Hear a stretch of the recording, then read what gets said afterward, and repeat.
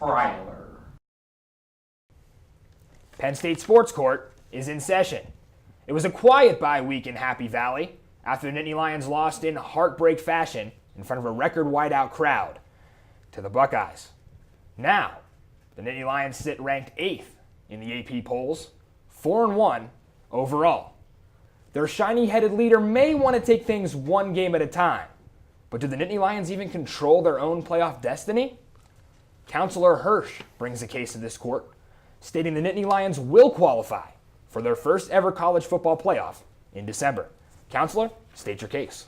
Well, if you look at it, it seems every year we're about halfway through the college football season, and they're always the top 4 teams at the beginning of the CFP playoff.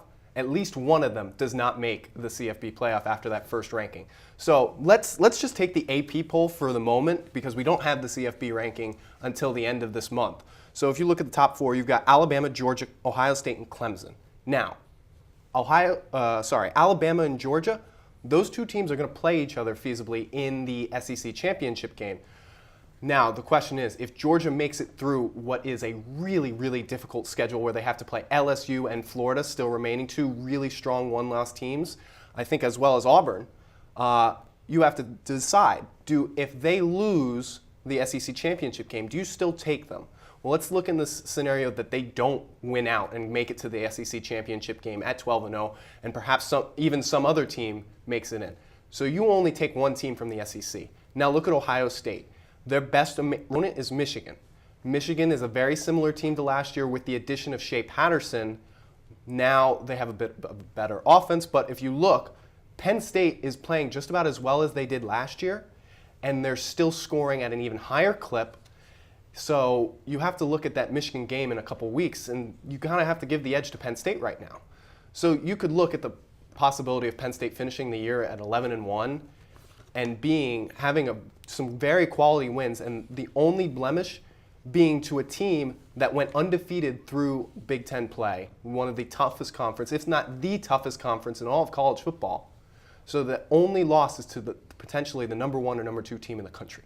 Counselor Bauer, I'm curious to hear your counter to this argument.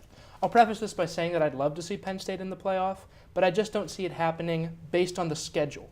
No team in the history of the CFP has ever made the playoff with more than 1 loss and no conference championship to show for it. Objection. What if Penn State wins out, like I suggest? They would need some help. They need Ohio State to lose. And the thing is, with that loss to Ohio State, it's going to be very difficult for Penn State to get into the Big Ten championship.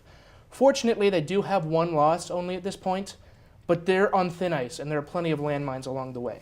Michigan State comes to Happy Valley this weekend. They're hungry, they're angry after that loss to Northwestern. If Penn State's not careful, the Spartans could come away with a win.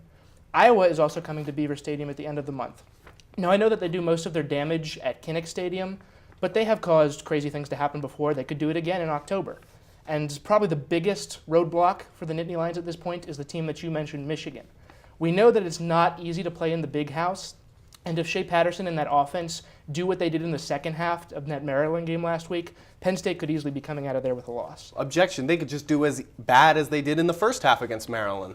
I'm going to make a ruling here. I think you both make some very compelling points to Penn State's playoff argument. Obviously, we won't get the first set of rankings till the end of the month. I think I'm going to roll with Counselor Bauer here. Now, I do like his point about how the Nittany Lions have a very tough schedule remaining. I don't think... Well, hang on. I'm going to stop you right there. We're in the court. Let me finish my ruling, Counselor Hirsh. I do believe that DJ made a good point when it comes to Penn State having a tough schedule. I still think, in your case, they do go 11-1. But what won't matter when Alabama and Georgia are sitting there at the end of the year as 2 SEC teams getting in. We're not going to have a playoff with 2 SEC teams and 2 Big Ten teams. Nobody's beating Ohio State. So I'd be curious to hear what you think in that situation could happen.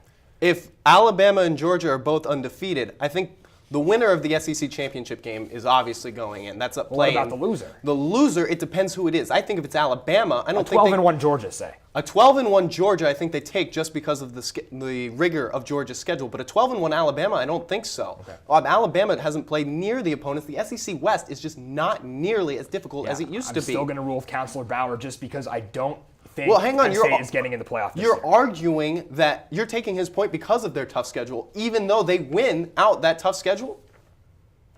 We'll have to see what happens with Penn State's playoff hopes. Sure, we'll revisit this topic later in the year. But for now, Penn State Sports Court is closed.